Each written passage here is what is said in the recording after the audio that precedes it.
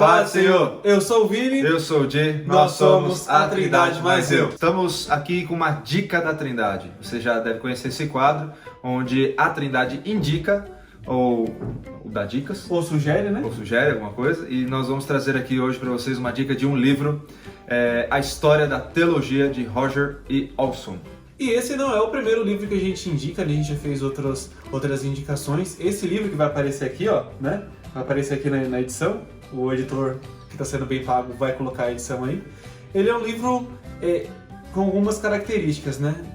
Ele é um livro grande, né? No sentido de páginas, que ele tem quase 670 páginas. Pode assustar, mas... Não assuste, porque o conteúdo dele é maravilhoso, tá? Então, ele tem a dimensão ali de um livro padrão, né? Que é 22 de altura por 15 centímetros, mais ou menos. E ele foi feito pela editora Vida. A editora Vida e a Mundo Cristão, acho que são as melhores editoras para livros cristãos, né? E a primeira edição desse livro foi lá de 2003, então tem quase seus 20 anos de idade.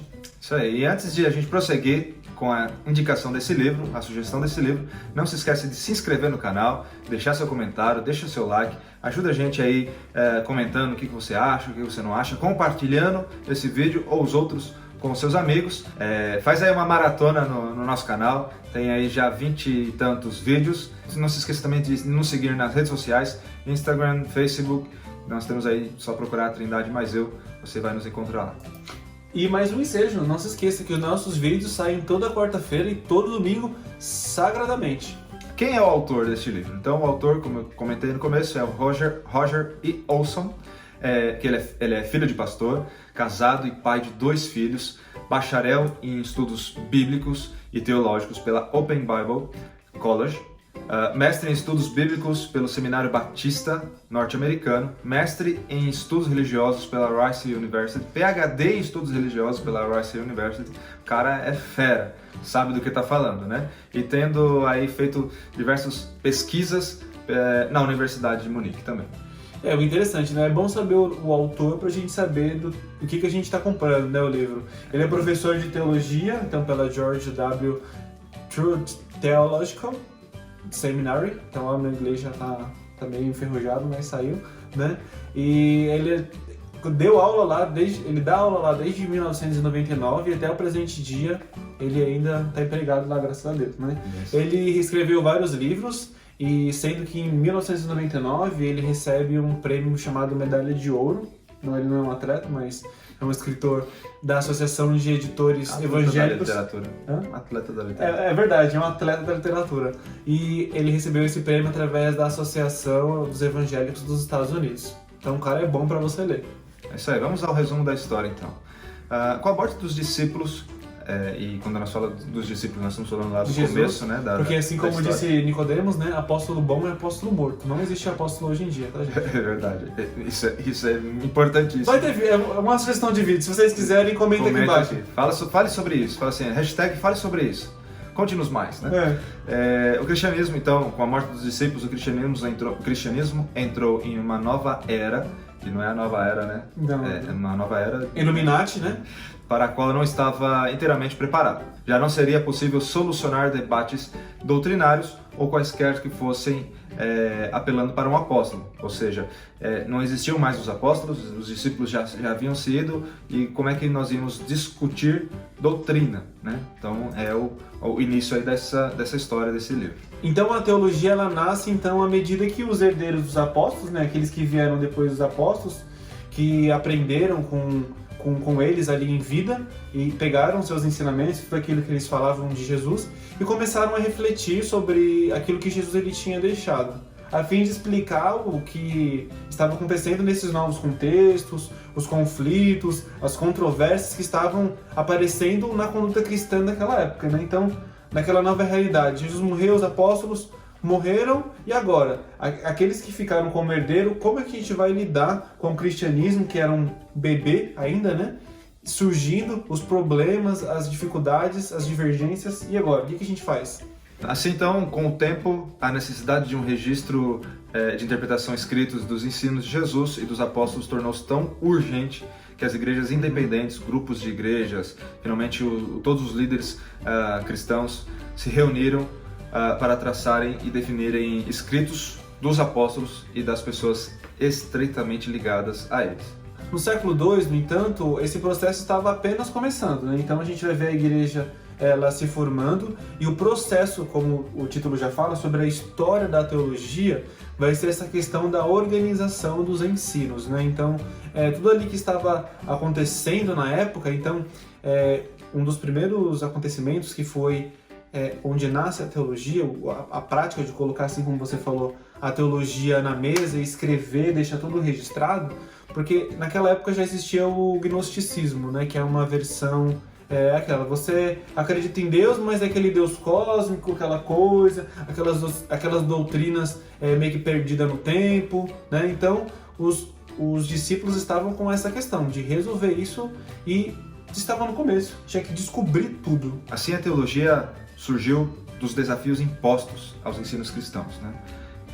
Era algo que era necessário, desafioso, e começa aí a surgir a teologia, que é o que o livro propõe. Esses desafios que a mensagem apostólica e a autoridade dos sucessores dos apóstolos tinham deixado, imagina a confusão e o caos que era no século II. Porque alguém chegava com uma doutrina falando assim, ó, a Trindade não existe. E aí os apóstolos tinham que explicar isso daí. Só que pensa, assim como os apóstolos que eles morreram, deixaram seus escritos, agora novas dúvidas surgiam.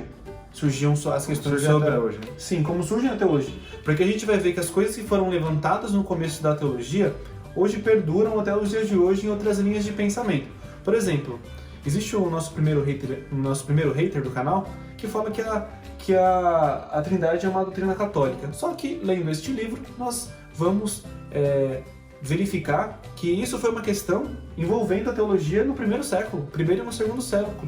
Então, esses sucessores dos apóstolos foram escrevendo e colocando, falando assim, não, leia isso aqui da Bíblia, isso daqui, que você vai ver que a doutrina da Trindade, ela é uma doutrina bíblica, não é uma doutrina inventada.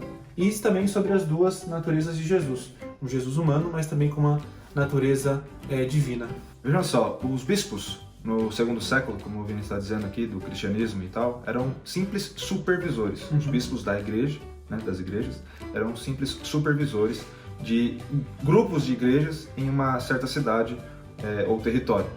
Eles responderam aos críticos na época, lembrando que os apóstolos tinham ensinado. O que os apóstolos tinham ensinado, como o Vini acabou de comentar, reunindo, preservando e interpretando todo o legado escrito deixado por eles, escrevendo cartas e outras coisas para circular. Todo mundo ia nos pés dos apóstolos, né, resolver. Então, esses bispos, eles eram supervisores e eles iam lembrando essas coisas que estavam já escritas, né, para sanar dúvidas.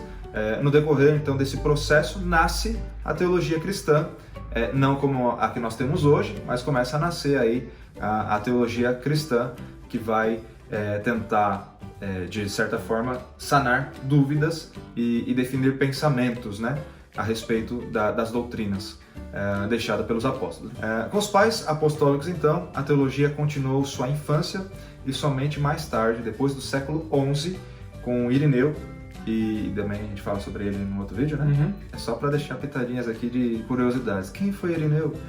Se você quer saber quem foi Irineu, escreve aqui. Quem é Irineu? Hashtag quem é Irineu? Põe nos comentários. O Irineu e os pais da igreja começaram a caminhar por um rumo à maturidade cristã. E por que eu deveria ler esse livro? Por quê? Por quê? Por quê? Por quê? Por quê? Por quê? Então nós vamos falar agora. Entender a história, entender um pouco mais sobre a nossa própria história, né? Através do livro nós podemos compreender como os grandes homens de Deus pensaram sobre o cristianismo. Grandes homens de Deus, nos faz lembrar um vídeo aqui que a gente colocou esses dias aí, assistam. E os acontecimentos que fizeram a teologia chegar até os dias de hoje. Em todos os capítulos do livro, o autor faz questão de mostrar o contexto da época em que se estava passando, o que estava acontecendo, os precursores que influenciaram, como nós acabamos de falar, assiste aqui, ó, os precursores que influenciaram o pensamento da época, os autores principais daquele período, com uma breve biografia e o que aquele movimento deixou de legado na nossa história. Por exemplo, quando nós estudamos a Grande Reforma, nós vemos que Martinho Lutero aqui, ó, você vai saber quem é, a gente vai saber o que estava acontecendo antes. Jerônimo Savonarola, que nós temos um vídeo no canal, que já foi linkado aqui. Depois Martim Lutero. O que Martim Lutero, depois de Martim Lutero, o que aconteceu com a igreja? Então o autor ele vai te localizando, ó, antes aconteceu isso, o período foi esse, e depois o legado que foi deixado foi esse. Então, o autor ele escreve de uma forma simples isso pra gente. E já essa proposta do autor é fazer com que nós que não somos seminaristas, nem estudamos teologia na faculdade, mas que somos curiosos da Bíblia, né, a gente consiga entender as linhas de pensamento desses autores, essas filosofias que estavam acontecendo na época, até mesmo as heresias que eram colocadas ali na igreja.